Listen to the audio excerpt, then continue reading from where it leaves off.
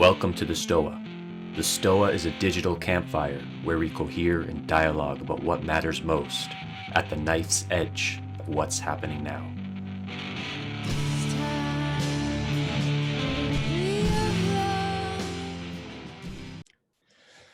Okay, check-ins. I'm 5% nervous, and it's probably due to the fact that I had like 3 coffees today. But there's like a calmness, like a deep calmness associated with it. So welcome to the Stoa. I am Peter Lindberg, the steward of the Stoa, and the Stoa is a place for us to cohere and dialogue about what matters most at the knife's edge of this moment. And today we are very lucky to have my friend Soryu Forall here today. And Soryu is he's waving right now, so in case you don't know who he is. And he's the head teacher at the Monastic Academy. And this is from his website. He has a decade of intensive monastic training, a degree in economics from Williams College, and extensive experience in social and environmental justice. As a child, Forall saw deep suffering in the world, and he knew that he must do something. Amen. So I reached out to Soryu a week or so ago because I was going through this crazy spiritual crisis, and I was really called to chat with him. And I felt a great kinship immediately. We had a great chat, and I'm like, I have to get Soryu in this space somehow. And Yasna made that happen, and so I'm very glad that she did. So that being said, in a moment I'll hand it over to Soryu, and he's going to just share his thoughts about whatever he wants to share his thoughts on, and we might have a little back and forth, a dialogue. And while he and I are talking, just write your questions in the chat box. And if you've been here before, you know the drill. I will call on you, unmute yourself, and ask Soryu your questions.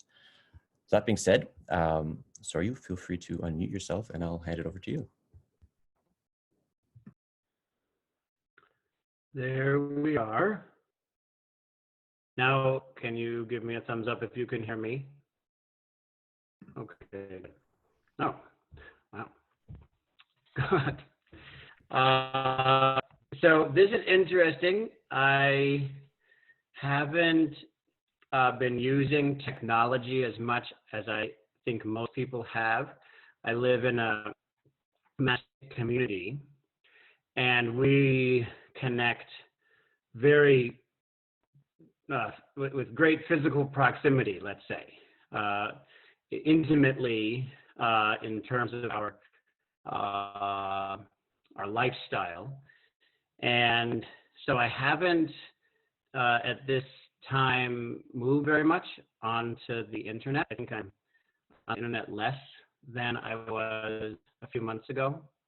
And so this is the first call like this that I have ever been on in my life. So I'm happy to be on it with you. Hello. And Peter asked me to talk a little bit to start, and then we'll open it up to lots of to questions of different types. And the main thing that I'm talking about it right now, the main subject that I'm attempting to promulgate, the thesis that I'm pressing is that the most important thing we can do is create trust, create legitimate trust. And that means helping people to know what is trustworthy, to have the courage to trust it, and beyond that, to actually become trustworthy. Trainings that allow us to find that in ourselves, which is trustworthy, and then live by in a way that serves the world. And this is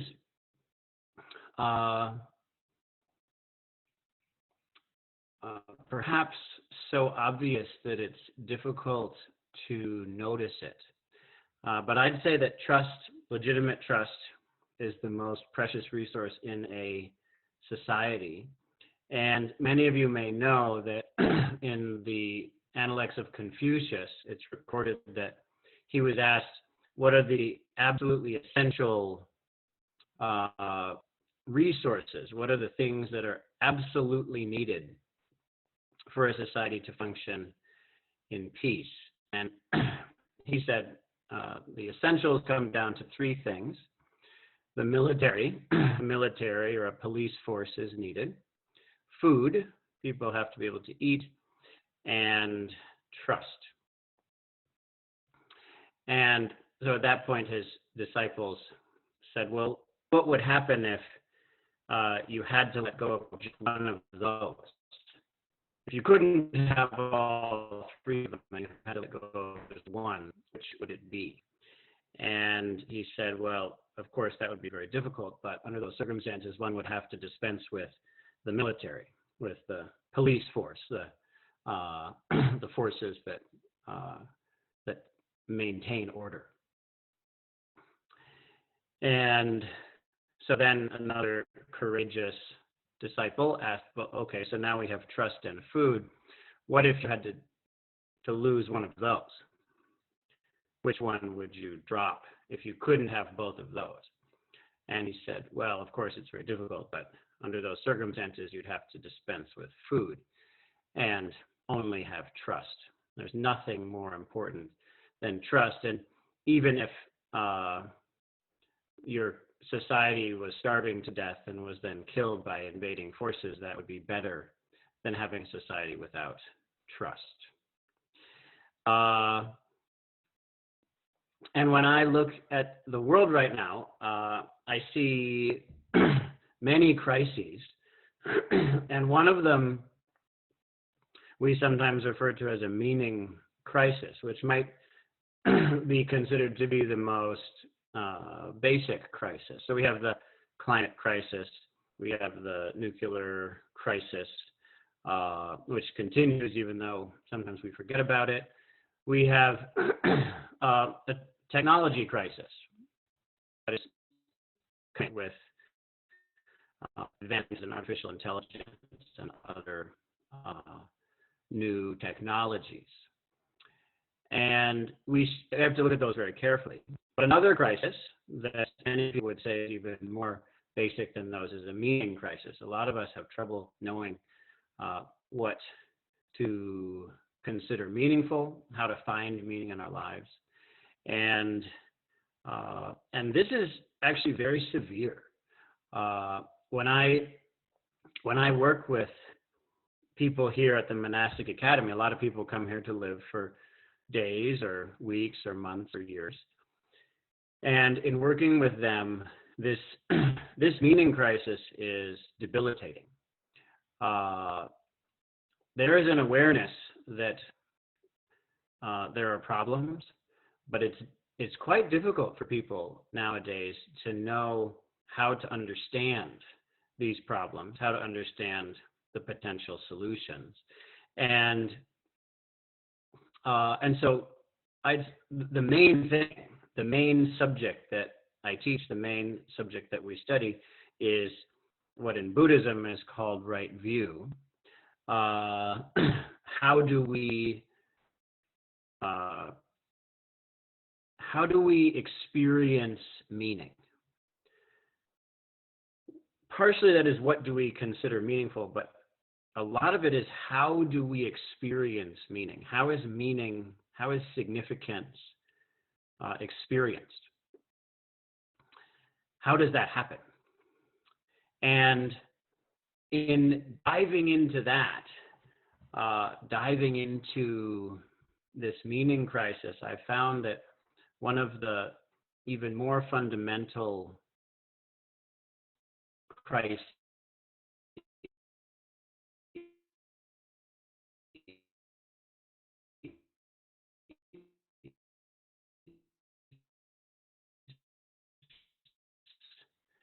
and perhaps one has faith in something. And in terms of Buddhism, we say that there's a pattern that happens for us. Suffering, the suffering that we experience in its various forms, conscious, unconscious, gross, subtle, the suffering that we experience in its various forms, for most of us, most of the time, tends to drive us insane. It tends towards insanity. It tends toward ignorance. It tends towards avoidance of experience, and in fact, avoidance of meaning. There's a tendency for most of us that is not at all required, it's not inherent at all, but there's a tendency for most of us to suffer, and then that suffering becomes ignorance, or you could say insanity, which results in even more suffering. The basic shift in the spiritual life is when suffering results in faith. When the shift comes from suffering moving toward ignorance, the suffering moving toward faith. We can ask faith in what, and that's a good question, but actually I think it's a secondary question. The primary question is, does our suffering result in faith, result in trust? And then if we want to take that far enough, we can say that the purpose of Buddhism is to know how to train such that we have the ability to trust everything. To have complete faith in everything.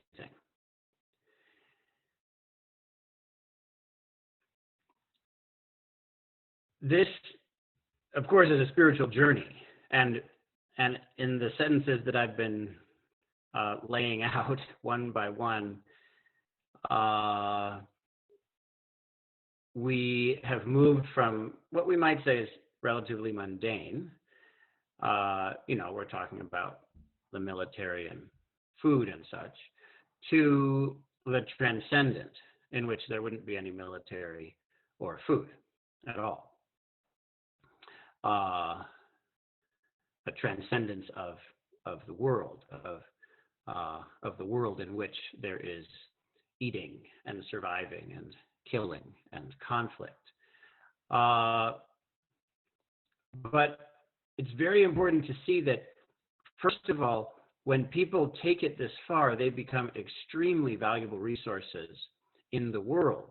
And it's possible to respond to situations in ways that we cannot respond if we don't have that highly trustworthy population, a population of people who have taken a lot of time to work on ethics and then have used those ethics to achieve spiritual states, and then have used those states to transcend all states,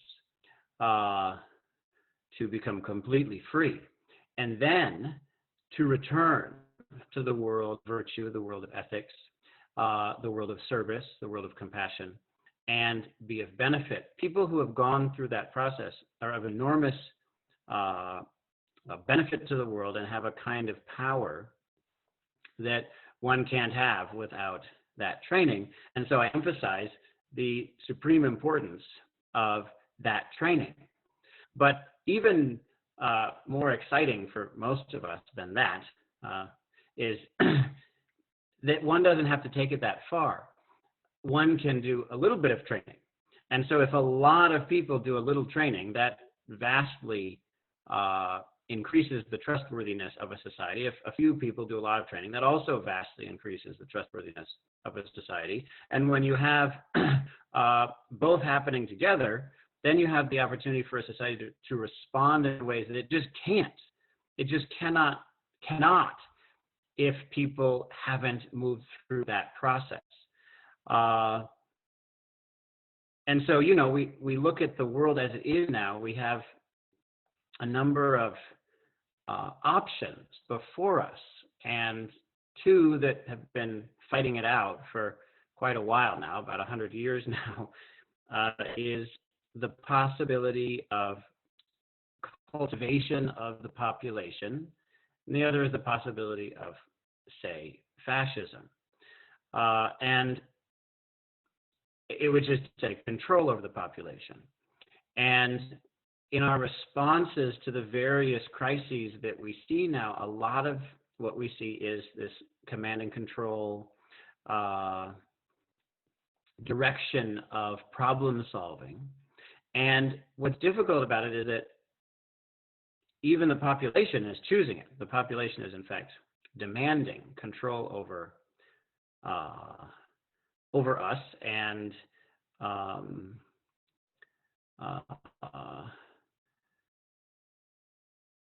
it seems that we have lost track of something that for a good portion of human history, and during the golden age of Stoicism, we saw this.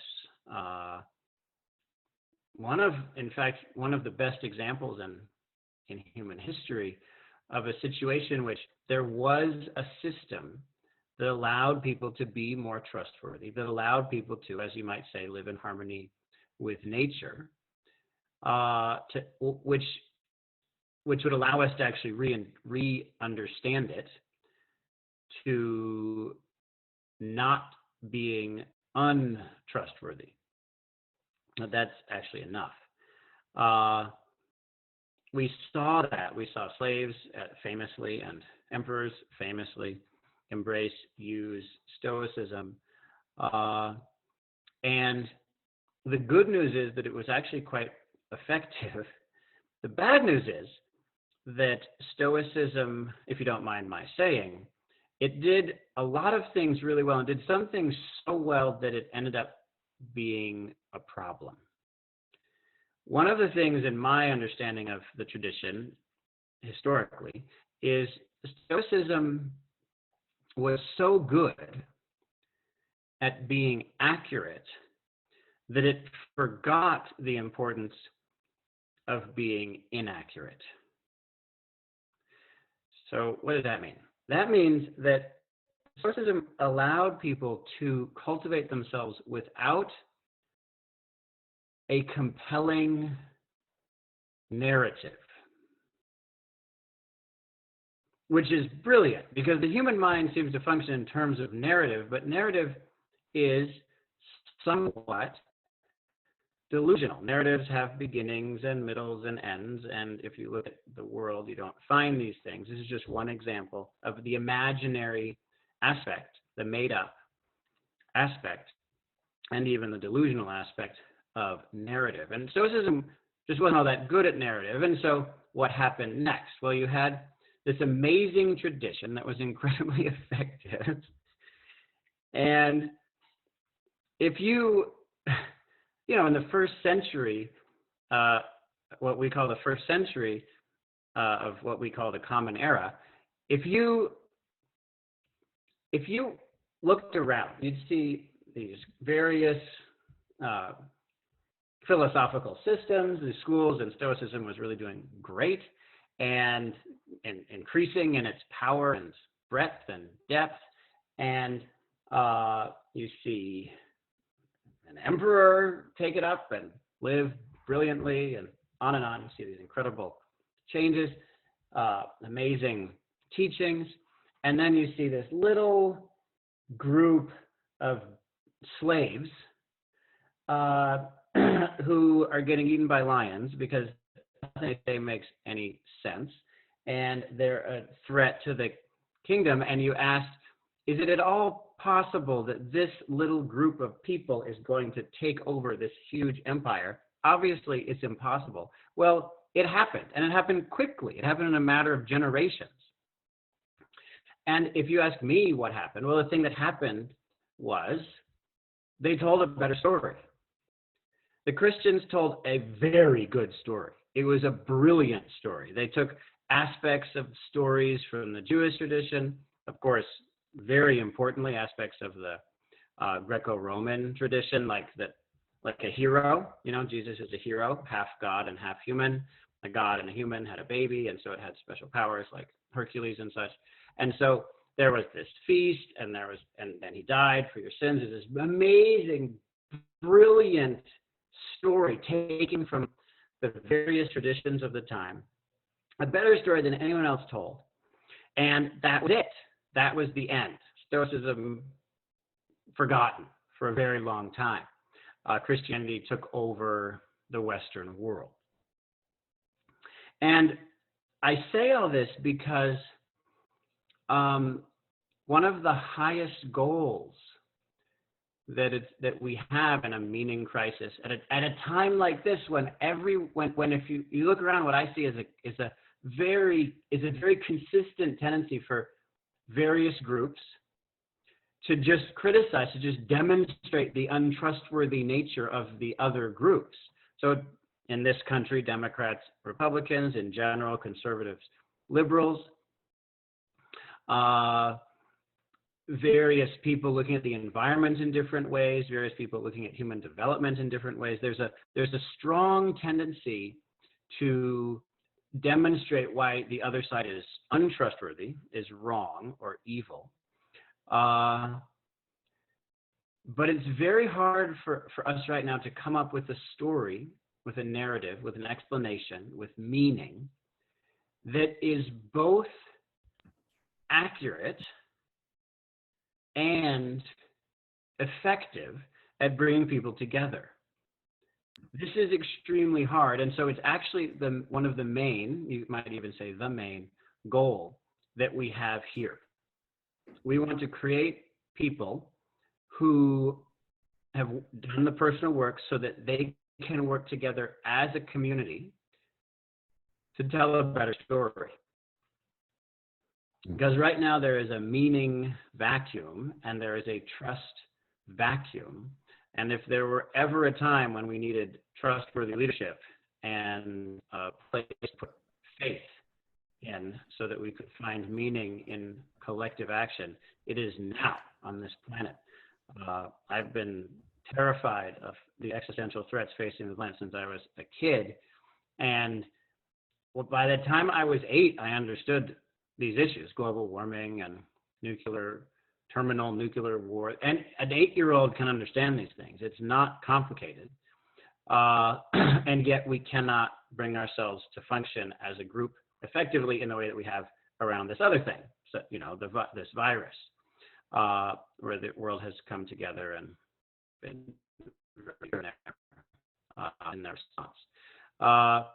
It's been very hard for us.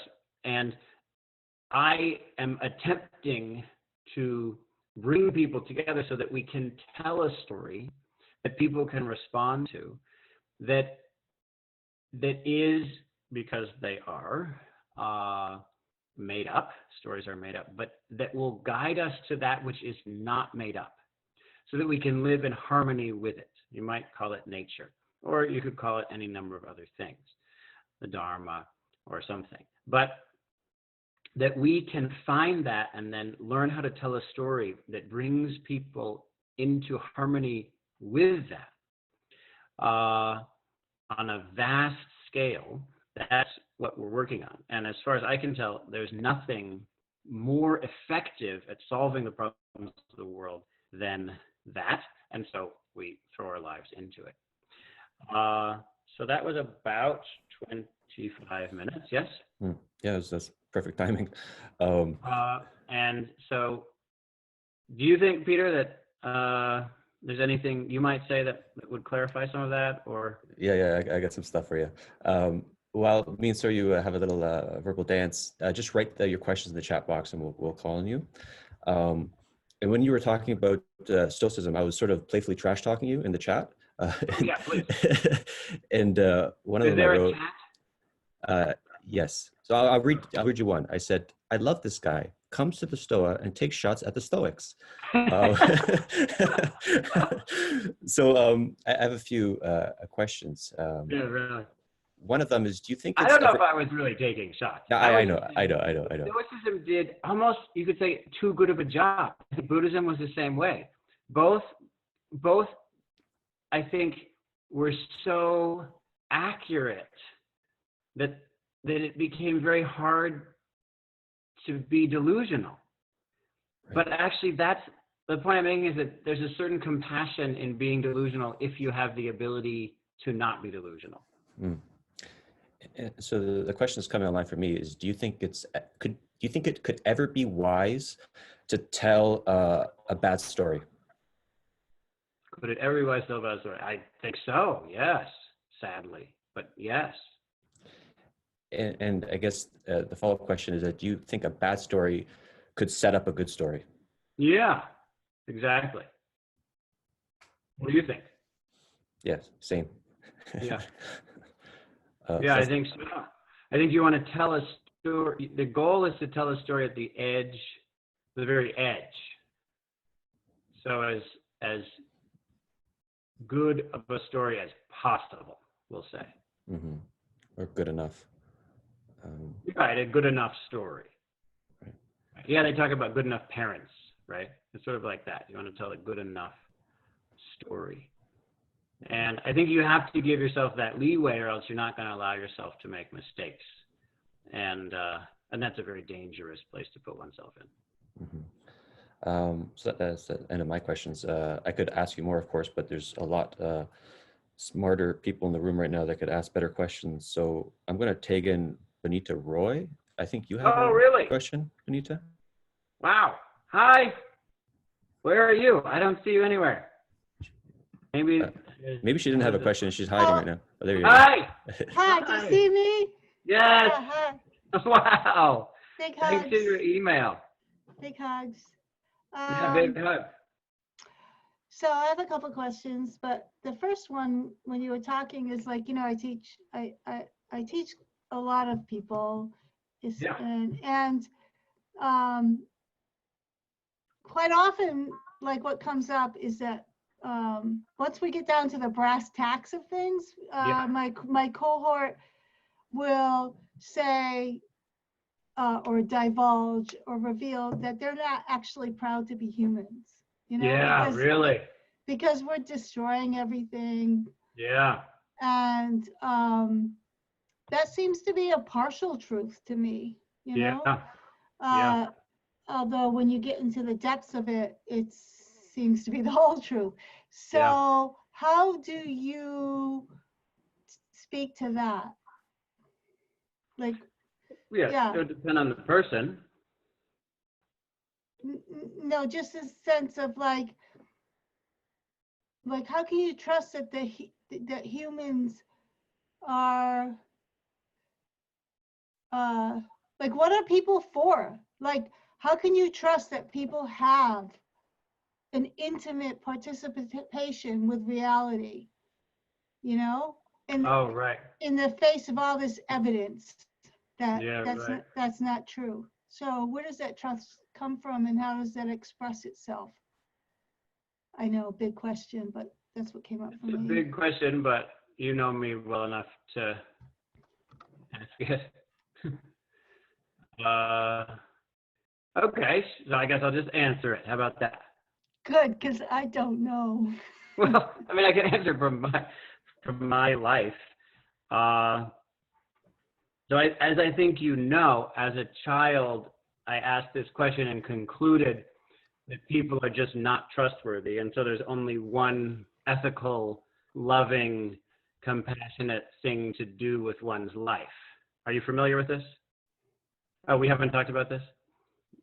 So for those of you who know, Bonita and I have been together a few times, and we've presented together and in communication, and it's a great privilege for me to have seen you present and to connect with you so often. I feel very grateful.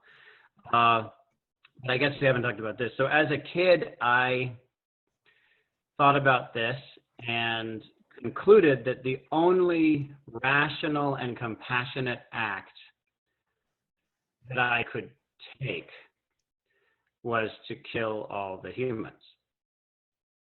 No, there's really nothing better to do with one's life than kill the people. And so because that's where most of the evil on the planet comes from. And so it's best if we make the world a better place. I want to make the world a better place. And so I decided to kill the people. And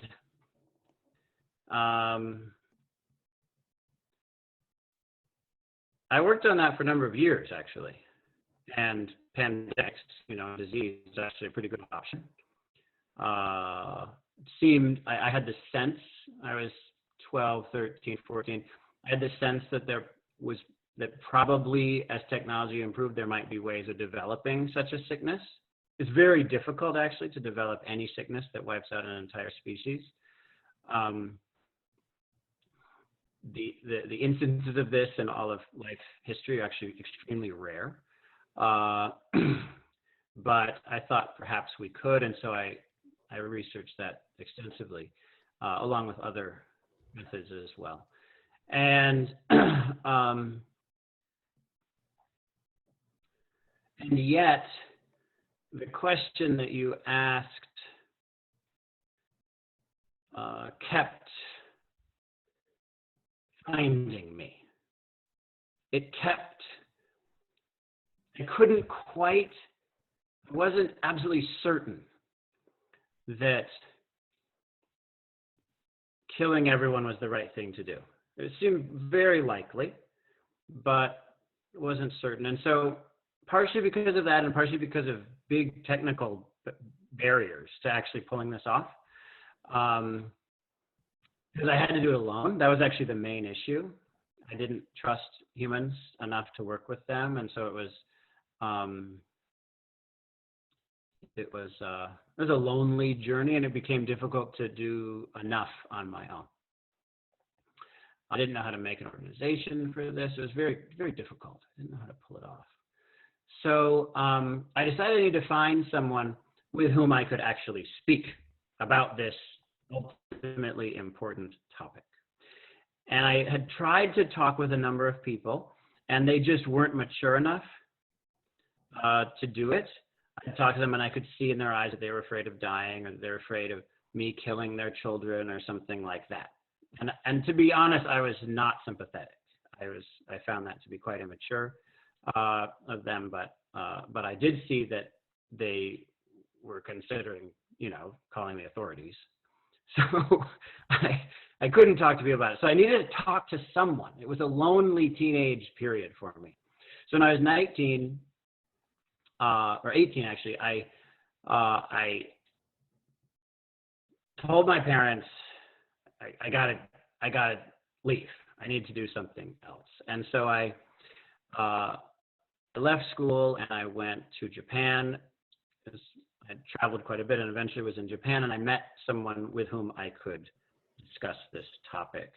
I had there was nothing in his eyes or his voice that indicated that he was afraid of dying. And actually it seemed that if I could just convince him that it was right to kill everyone, then he would just be perfectly happy to help.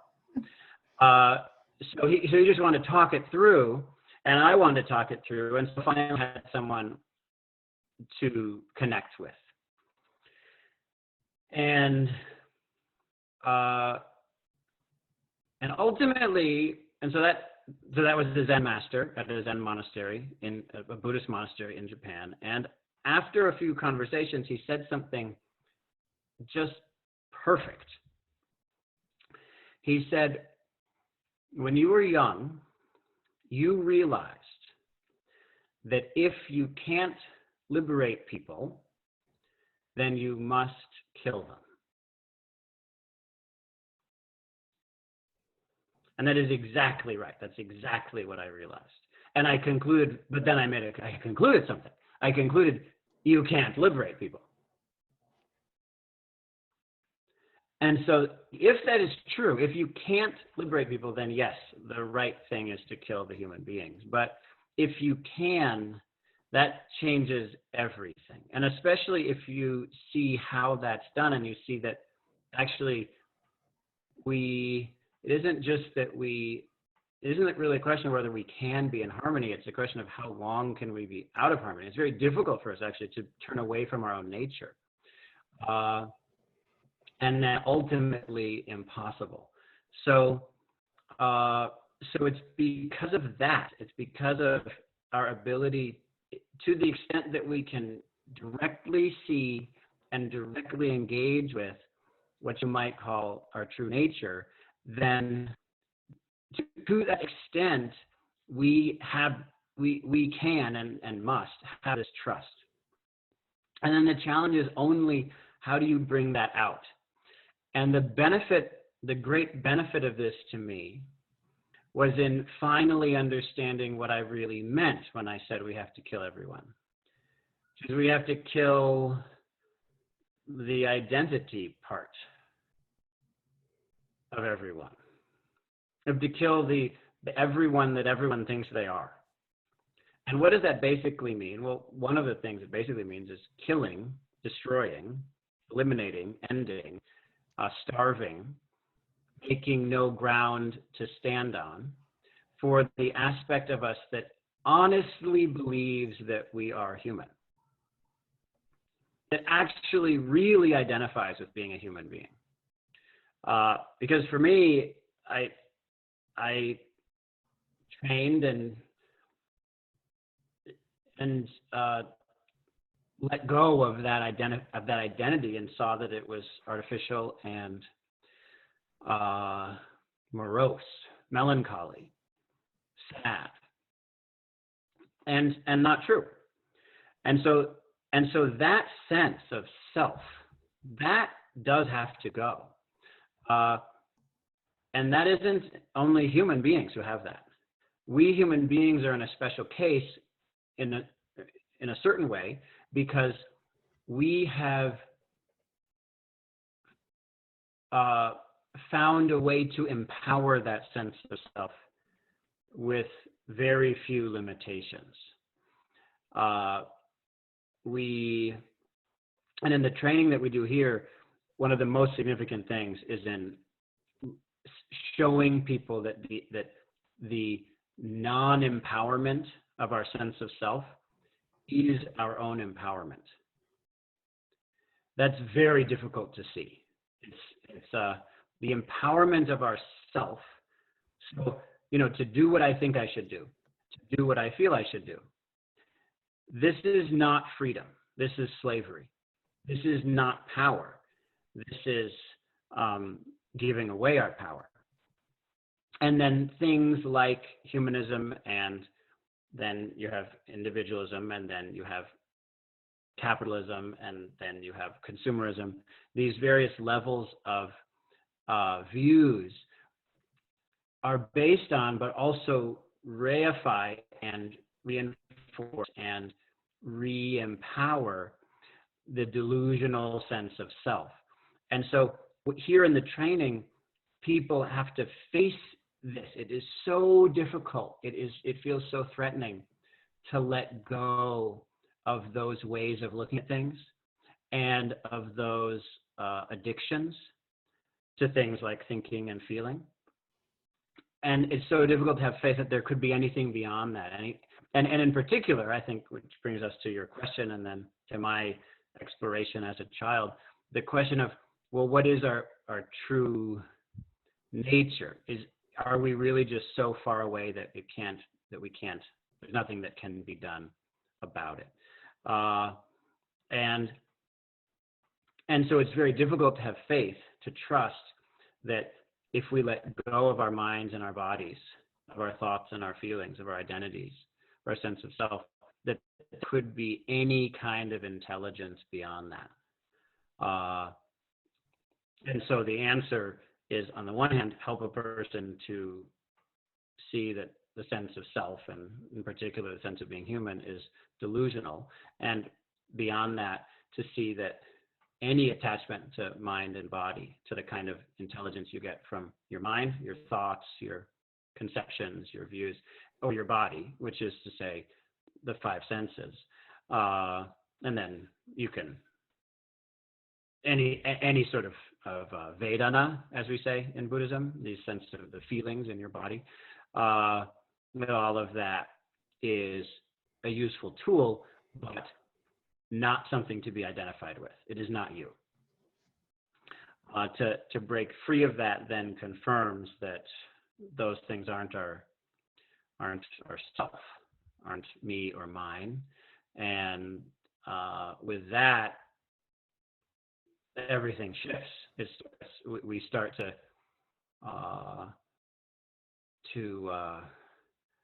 find that the downhill direction that we slip in is toward liberation rather than slavery. Does that help at all? Wow, yeah. Thank you so much. Yeah. Did it remain relevant and useful? Yeah, it was a big question, and it was a big answer, and I'm definitely gonna let it work through me. Thank you. Yeah. Yep. Well, thanks. Nice to talk to you again. Yeah, it was definitely a juicy question that led to a juicy answer, so I quite enjoyed it. Noam, if you can unmute yourself and ask your question. Sure. So this relates actually to a few other things, which I'll maybe leave alone for the time being. But if people, so do you expect that people would, to a limited or to a great extent, simply drop the sense of self and their senses of narratives, other than a narrative that could be recreated that would actually do what you would want it to do? Or do you, like, given that most people will not be able to do that and they'll still have at least investments, if not attachments, in older narratives, some of which are competing and not compatible, wouldn't a more of a meta narrative, more of a fluid kind of sense of self and humanity, that there is the boundaries of humanity and of species and all those things aren't necessarily set in stone, but you don't have to think of it not existing as a frame? Oh yeah, don't think of it as not existing. That would be weird. Yeah, definitely. Yeah, that would be weird. So I don't know what your thoughts are on my compound or non-question here. Yeah, so the question is, just to be sure I understand it, the question is, so first of all, there's the assumption that most people won't make this kind of shift, right? Not the extreme become a monk for 5 years and really see how things are, as opposed to, and that they get some. So few people, we're assuming that few people would live the way I do, for example, would live the way we do. That's probably not going to happen too much, right? Okay. And given that,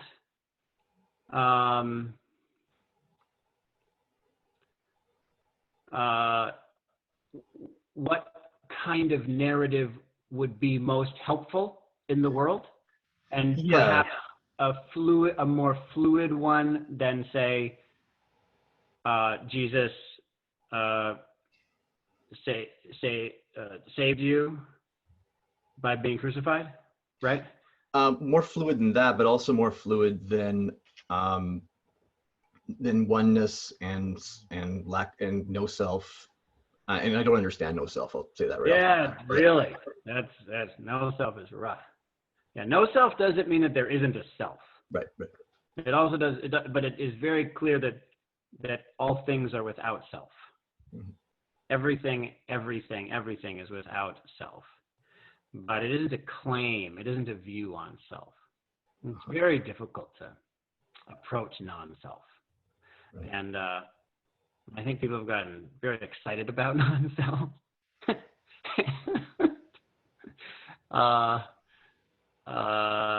It's very hard to approach it. So what is a better narrative that is somewhat fluid? Right? That's the question? And that can accommodate what people seem to get out of narratives, that because they're not able to drop narratives entirely, they're not going to be able to. Oh, yeah, definitely. Okay, this is great. So this, again, is a big question.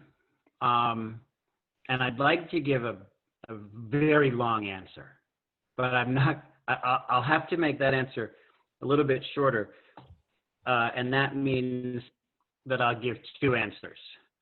So I give two short answers. So,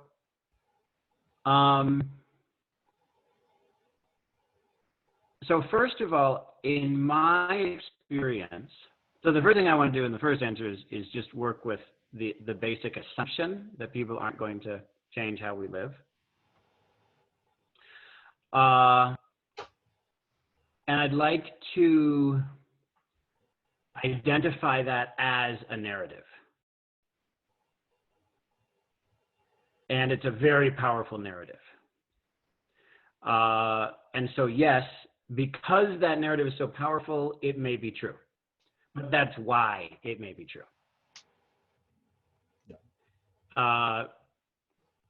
People come here and live here for years and continue, it amazes me, continue to refer to the ordinary world as the real world.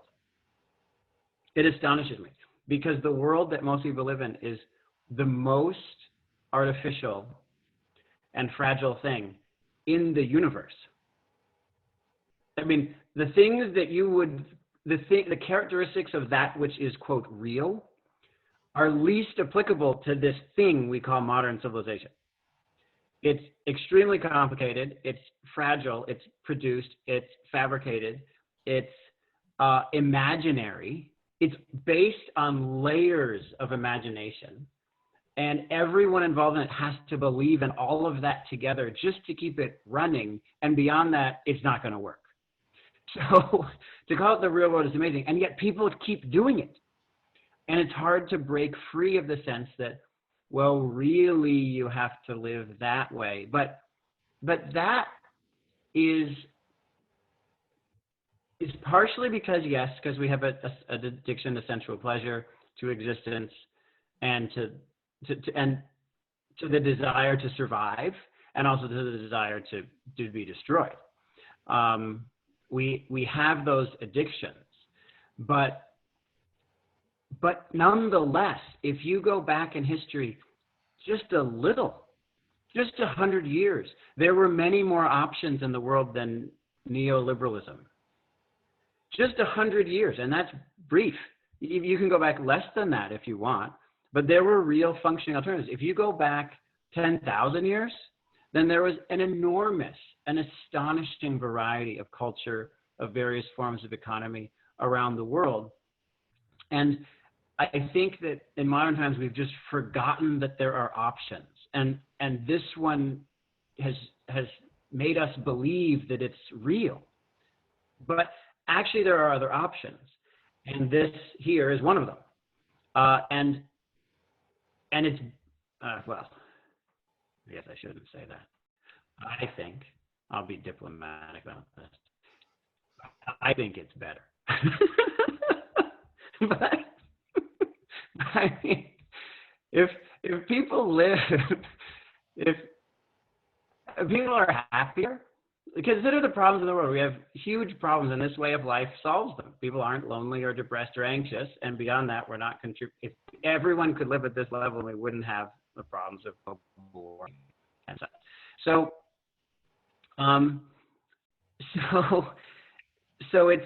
it's a real viable option. And one of the main things to do is simply tell the story that there are other options. I'm not saying that everyone should live this way or that everyone should be Buddhist or something like that. Not at all. I'm saying that there have been communities based around adjusting your entire life so that you can hold each other accountable to spiritual truth. There have been those sorts of communities for all of human history, and that's an option. It's a real option for all of us. And unfortunately, Buddhism, now I'll kick Buddhism around for a while. Okay, Peter? What did you say? What was the verb you used? Trash talk? Trash talk. Let's trash talk Buddhism. That's my specialty. So, Buddhism is very good at being adaptable. I think it's one of its most interesting qualities. But one of the weaknesses of that is that it has a way of being weak, of just falling into meaninglessness. And one of the things that it's done in coming to the modern world is it says, good news, you can get enlightened cheaper and quicker and easier than ever before. All those old, stupid Asian people didn't know what they were doing.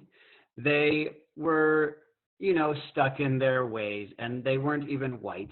So they obviously didn't know what they're talking about. So we, good news, can do it better. And we're going to do it better. And we're going to give you a little, device or pill or new technique so that it's quicker and easier because we can do it better. And that has meant that Buddhism says you don't have to give up, you don't have to change your life in order to get enlightened. On the contrary, getting enlightened doesn't change how you live your life. You can just be happier and healthier and all that without changing how you live. But but because of this adaptability, you lose the soul of it. And the soul of it is realizing that the goal of life is to give up your life. That's the point of life. That enlightenment doesn't come and you still have a life. You lose that. You give it away. You're going to lose it anyway. But the difference is when you're enlightened, you could give it away. That's the point. Is it's good news I'm enlightened so I can keep it. It is suffering. Having my life that I protect and maintain and delude myself about, that's not happiness. It's backward. It turned everything upside down. So to retell the story so that we want to give away our lives, we want to change how we live, that's an extremely important first step. Okay. So that's that. And nonetheless, I agree with you. In all likelihood, it's not going to happen, but I have to respond to the statement anyway. Is that okay? Yep. Okay. Yep. Should I continue on to actually answering your question? Sure. Okay. So what kind of a story would work? Well, Buddhism, if we're going to talk about Buddhism, Buddhism has worked on this. And in Buddhism, there's something called right view. Have you heard of the Eightfold Path at all by any chance? Maybe not. Yeah. Yes. Okay. So Eightfold Path is Buddhism. And the beginning and end of it is right. Do you know what I mean when I say right view? Should I explain that, Peter? I'd like to hear it. Okay. So right view means, okay, I'll back up a little bit. Religions, such as Christianity, such as, if you don't mind my calling it a religion, Stoicism, such as humanism, such as materialism, which runs a lot of science. They have two things that depend on each other and feed into each other. In Buddhism, we have a term called samskara. Very, very interesting term. And it's in reference to the way it is that how it is that things that have no self-existence can create each other, thereby creating themselves, thereby giving the sense that they have existence. And there are two things in a story that depend on each other, but have to also reinforce each other in order for that tradition to be maintained, given the limitations of this little mind. So one is what we would call the is, and the other is what we might call the ought. There's the is and the ought. And so the is means, how do you think things really are? What's your take on how things are? How do you look at things, and what do you then see? Okay? This is totally clear. I'm asking you, no. Yeah, it's clear. It's clear enough for me to follow. Great. Then there's the ought. Then there's the prescription. So there's the description, the prescription. Now, given that that's how things are, you should behave in these ways. This is what you should do about it. Okay? So in terms of Buddhism, the first two parts of the Eightfold Path are the is and the ought. So there's the right way to see things. This is how things are. And that's what we call right view. Then there's samyak sankalpa, which is hard to translate, but I think a good translation is actually right ought, or right intention, or right. It's something like, this thing that we call the American dream. You know what I mean when I say the American dream? Not that you don't have to know what the American dream is, but you know the word dream means in that phrase? Yes. That's actually what the word sankalpa means. So it's the right idea of how a good life could be made. Okay. Does that make sense? Yeah, yeah. So, so in Buddhism, you have right view, and then you have right sankalpa, right ought. You then go through the whole path until you come to right view again.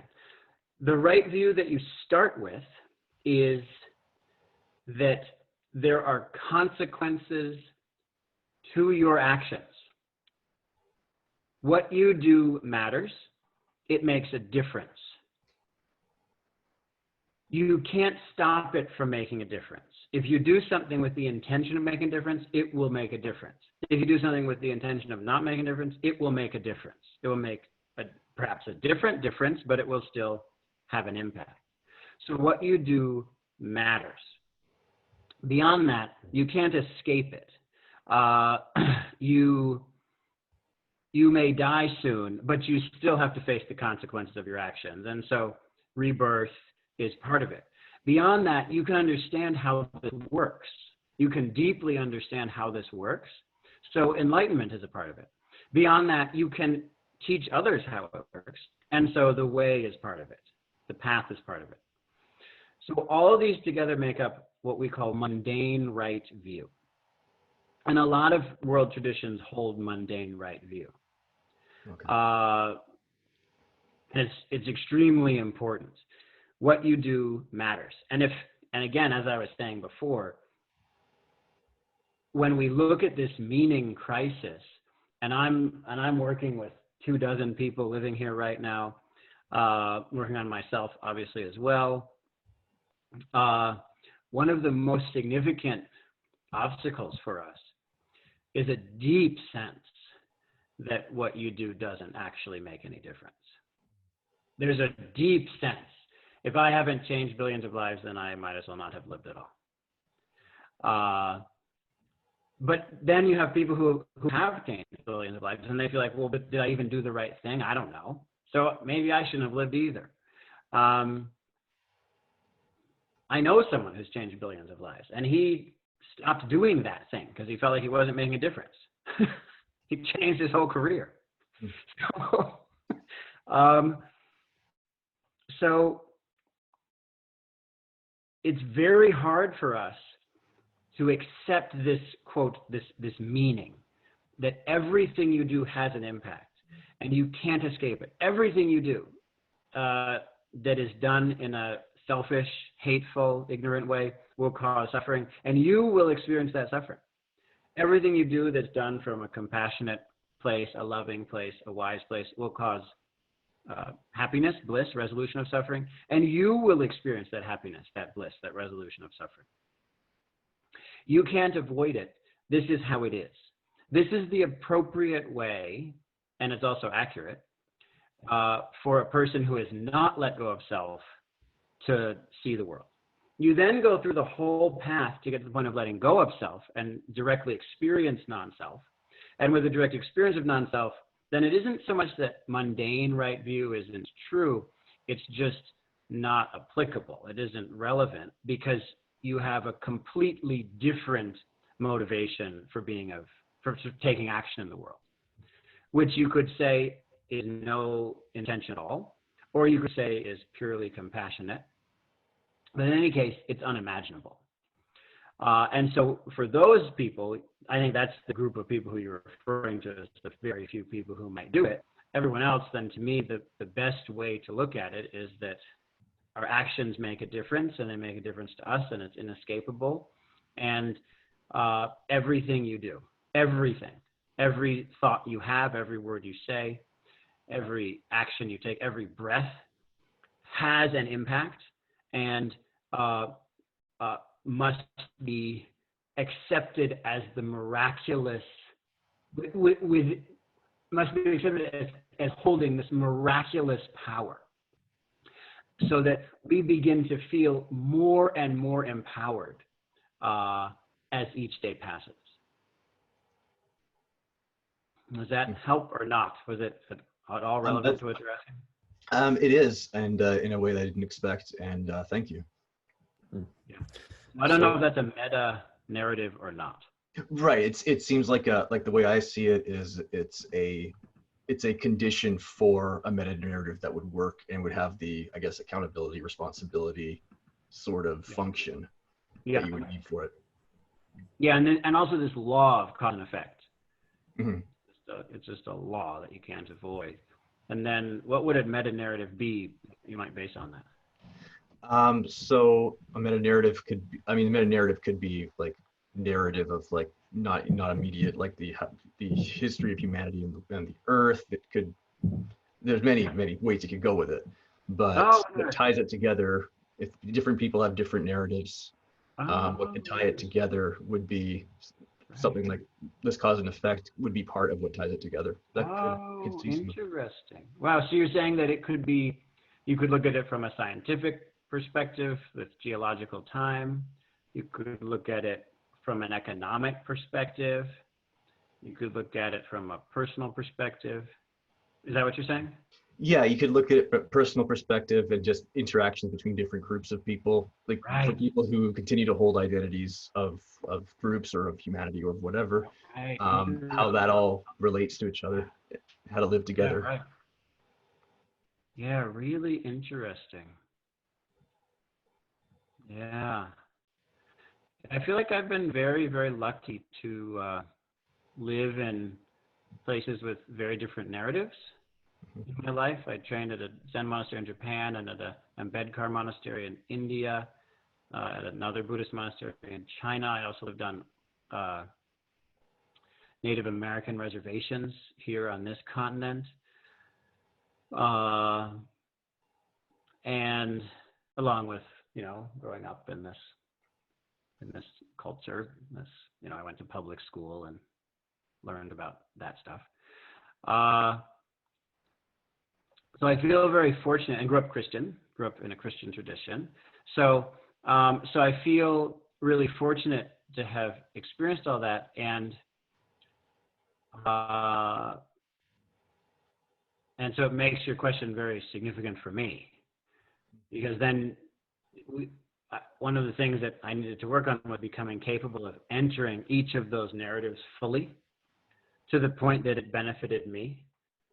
When I would go to, one of the measures that I would use for myself is that if I enter a certain group or culture or tradition, then I'll commit to that at least until the day when it has changed who I am and I'm grateful for its impact on me. And then I feel like, okay, now I'm free to decide how long I'll stay with this. But until I will always speak with gratitude about its existence, I am not allowed to leave.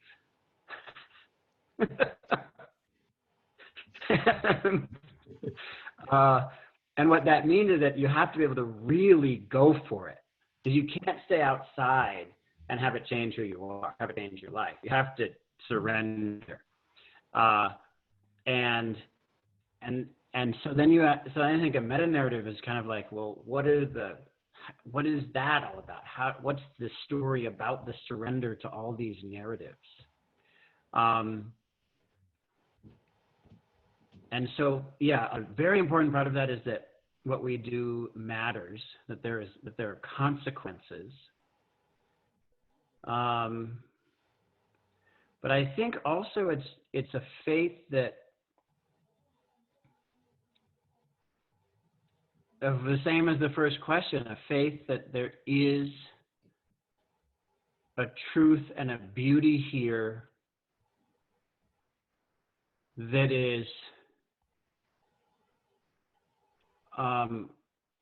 beyond my ability to judge, and a faith in that with each person and each culture, each tradition, each life. We have the faith that there's something in this that's true and beautiful, and I am grateful that I have been given the chance to perceive it. May I perceive it? Yeah. Yeah, it's really hard here because we have so much shame around this kind of thing. Shame is such a big deal for us here. remember I was talking with a monk in India about this, and he was telling me that one of the most important solutions to any problem is the ability to say, I am not mature enough to know how to deal with this.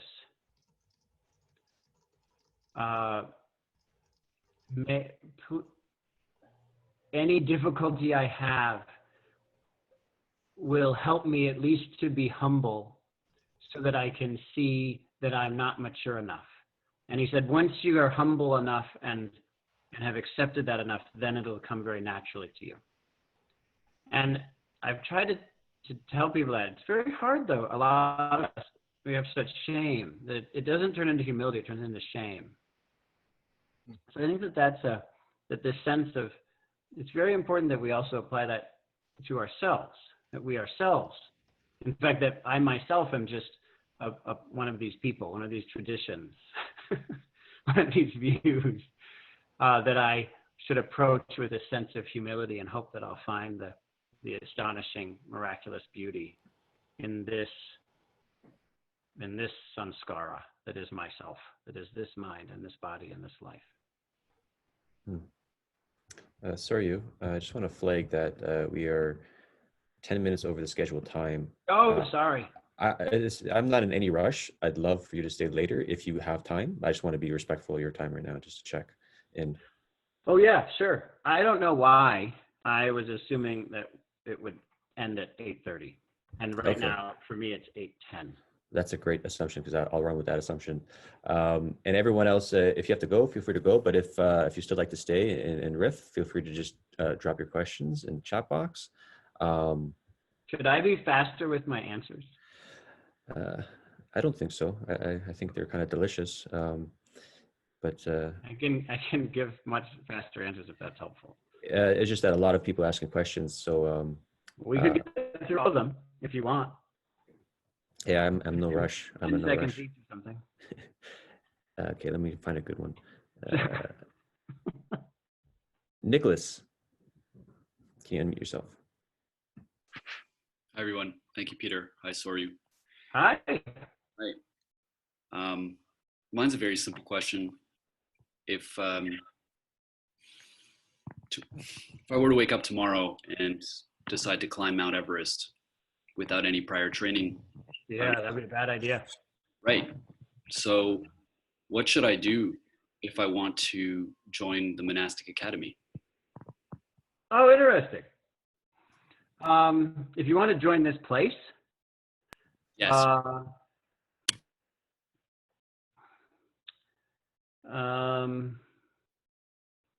It seems that it isn't as big of a task as Mount Everest. Because we have a lot, here we have two groups of people. We have the people who come to, as we put it, heal, and the people who come in order to, as we put it, die. And you enter the healing group first, and then ultimately when you see that, when you have both healed in the very important ways that we should, emotionally, socially, psychologically, when we've worked through some of that, then we can face that there is an important way in which we will never heal. And so in that way, we die and see that, good news, we never needed to heal because we were never broken. From there, we go back into the healing group. And from that perspective, we again work on our personal lives, work on cultivating virtue and dealing with our past traumas. So here we've done our best to, because you should do that if you're going to be a leader. A lot of the problems for spiritual teachers is because they don't do that side of the training. They use insights as ways of and it is possible to do this. You have some kind of insight, but you can actually use it to to maintain what the Buddha called wrong liberation. You do what you just say, well, I'm enlightened, so I can do what I want. And so that second time is very, very important. But because of that system, I don't know that there's a lot of preparation. Fill out the quick application form and consider it deeply. Then we'll send you another one, and you fill out the long application form. If you need help with that, because how do I say? So reading, not everyone reads. So good news, we can do it even without that. We have a lot of ways of working with people. So you can call us. We can do the whole thing over the phone, for example, and in other ways too. We can work with everyone, and through those forms, we'll come to the conclusion about whether it's a good fit. So the only thing I'd say to do training in is pay attention to and give your life over to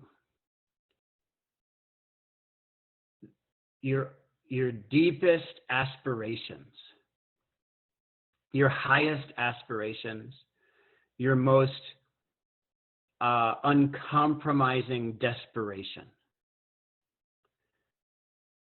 Desperate to live, to be sure that at least for one day before you die, you'll live completely, truly. And if, of course, if you're already doing that, then no need to come here unless you want to teach. And if you find any sense that there's more to be done there, then give yourself over to that sense, to want to realize the unrealized, see what hasn't been seen. And the more profound the desperation you have to achieve your highest aspirations, the easier, then because of that work, because you've actually done it, then yes, the training is quicker and easier. Yeah, it's cool. You know how in some stores they have, I've noticed sometimes they say something like, oh, I don't remember now. Oh, it's so sad. I had this, but it's sort of like, once you pay enough, we'll give you this free. You know what I mean? Does anyone know what I'm talking about? Sometimes the stores have this kind of thing. You pay in this way and that way, and then we'll give you something free. It's sort of like, if you pay for it, then it's free. So that's true for spirituality. If you pay, it's free.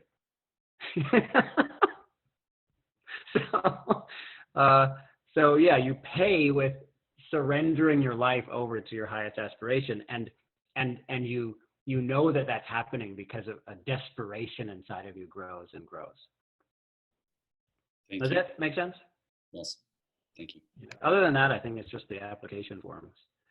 I should let you know that given the current social situation, our applications have increased dramatically.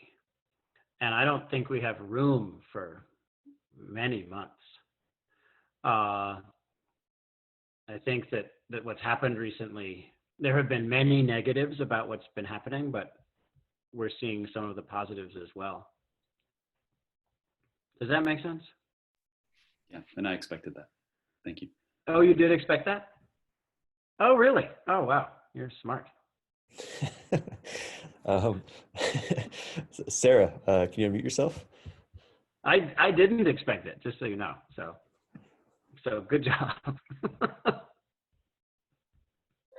So I'm not particularly qualified to frame this question in the most accurate way. Maybe Jared or someone can jump in. But I've been wondering how Maple relates to Buddhist paths, sutric, tantric. I've heard a bit of perhaps y'all are developing a new yana of some kind. A new yana? That's, Yeah, well, one of our supporters wants us to create the Hahayana. The Hahayana is the fun path, the laughing vehicle, the Hahayana. So I'm not good at that. That's not my skill set. So I can say that I don't think we're creating a new yana, actually. I think that there was, in a way, a fourth turning of the wheel that started in Asia, in particular in India, which is the sense of, quote, socially engaged Buddhism. And you might call that a new yana. They call it the Noayana, which is just Sanskrit for new yana, for new vehicle. But I don't really think that is. I don't think it's all that different from a lot of what we've seen in the Mahayana, or you might even say Vajrayana. Peter, should I clarify what all this Sanskrit means, or not? I have no idea, so I don't know. It's up to you. And are you curious, or should I just let it go? Yeah, I think there's curiosity in the room. Okay, great. Yeah. So a lot of the time when we talk about Buddhism, we talk about, well, sometimes we talk about one vehicle. Sometimes we talk about two. Sometimes we talk about three. And as you've heard, sometimes we talk about, nowadays, recent decades, sometimes we talk about four. And the one vehicle is simply that everyone is moving toward enlightenment, and so all of Buddhism is the same thing. The two vehicles are a distinction between those who are striving for their own enlightenment and those who are striving for the enlightenment of all beings, or at least all society. Now, it's important to know that that for most of Buddhist history, these two vehicles haven't interacted that much. But in early times when the Mahayana, those who are interested in helping many people, many beings, all beings, and those who are interested in their own personal path, when they were starting to develop, there wasn't antagonism between them because there was a lot of communication between them, and they were both taken to be legitimate approaches. Nowadays, there's some antagonism, but I actually would suggest that there isn't antagonism, that each one is just saying, if you're going to practice this, then you have to practice this. And that's a very important general principle in spirituality, as far as I can tell. It isn't usually a good idea to take up a certain path, but not practice it the way it was taught because you're wanting to practice another path at the same time. And so I think a lot of the, quote, antagonism can be explained by them not so much saying those people are bad, but if you're going to practice this, then practicing that is bad. If you're going to do it this way, you have to do it this way, or else it won't work. So if that's true of those, well, then it's really true of what came later, which is the Vajrayana. And the Vajrayana uses everything as a vehicle for enlightenment, absolutely everything.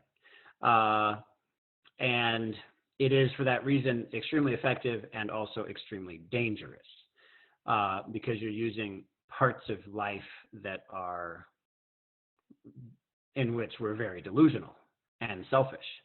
And so the Vajrayana often does a lot of damage, but it also does a lot of good. It's extremely effective and quite dangerous. Sort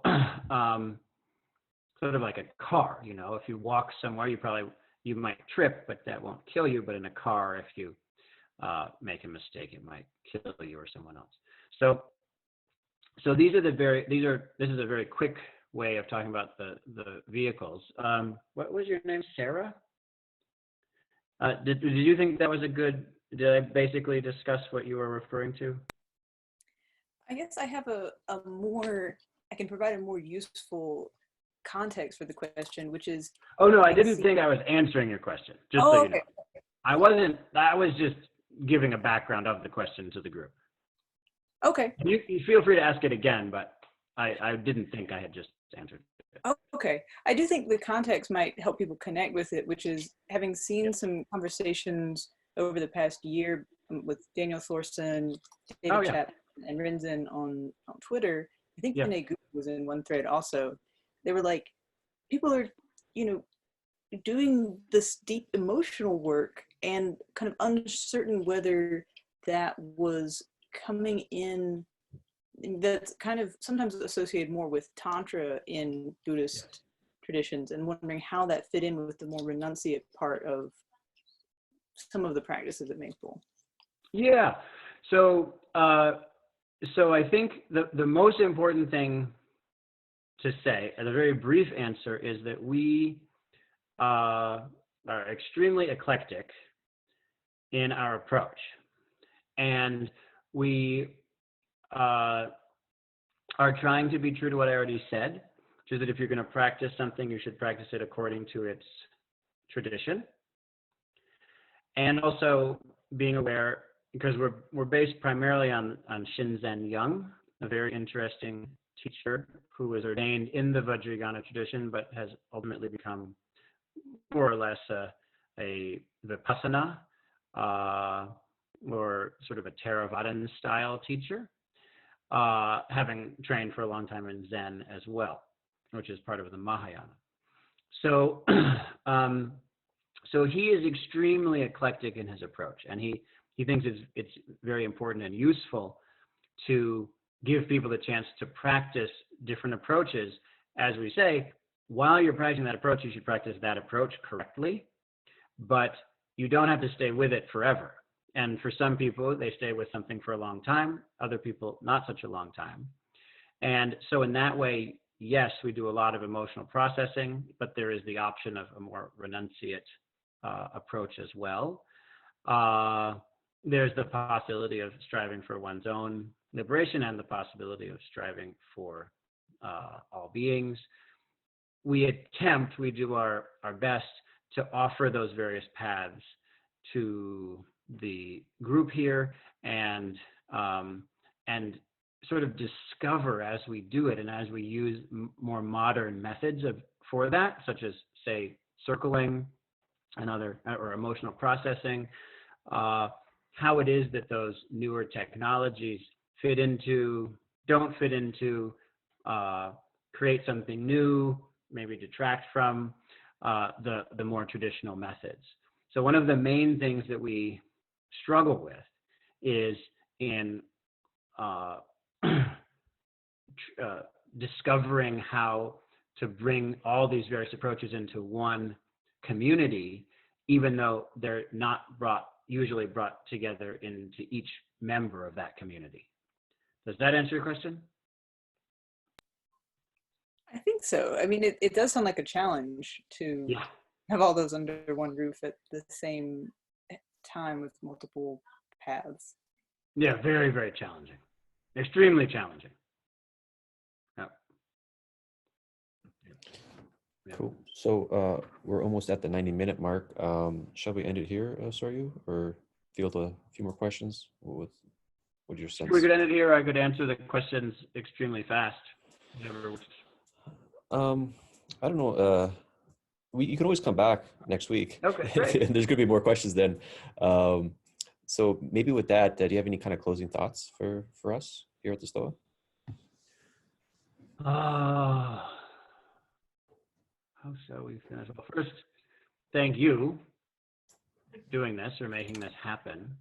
It's very exciting to me that not only did you make this happen and manage it, but and steward it, as you say, but that there was such interest, such excitement.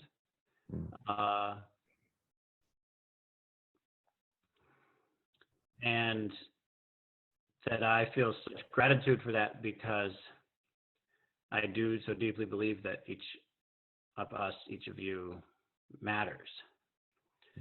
That what you choose to do with your life has profound impact, and that your life, your mind, is precious, precious beyond anyone's understanding. And so I'm very grateful to have been a part of this. And please, please, please live according to that. Please live according to how precious, how important you are. That's what the world needs.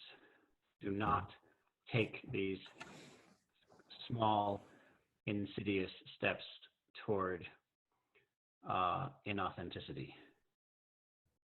Please. It's extremely important. And I'm grateful for the chance to participate in this way. That was really well said, and it landed really well. And so thank you for taking the time to come to the Stoa today. I was going to say, like, I have a desire, I was going to say it's a selfish desire, but feeling into it doesn't even feel selfish, but I have a desire for you to be at the Stoa as much as you want. So maybe via email, we can find another time for you to come back, because there's lots of good questions here. How do I see them? There's like a chat box, but there's just so much people. Yeah, I can send you some. Oh wow! Look at this. Wow. Just don't scroll up, because then you'll see my trash talking. I don't want you to see that. Oh, really? Right. So I'll close out right now. Just please. to make announcements for upcoming events. So we have a stacked lineup of people coming in. We have Thomas Bjorkman, the Metamodern Whisperer, coming in tomorrow at 10 a.m. Eastern time. It's going to be towards the Metamodern world. I'm really excited about that. And then we have Michael Brooks from the Michael Brooks Show, Against the Web, talking about the kind of the alt-right scene or the intellectual dark web, critique on it. And that's tomorrow as well, 2 p.m. And you can check out the other events there. Stoa is based off a gift economy. If you're inspired to give a gift to the Stoa, you can just go to this website right here, stoa.ca/gift. That being said, Soryu, thank you so much. Everyone, thank you so much for coming today. It's greatly appreciated. Boom.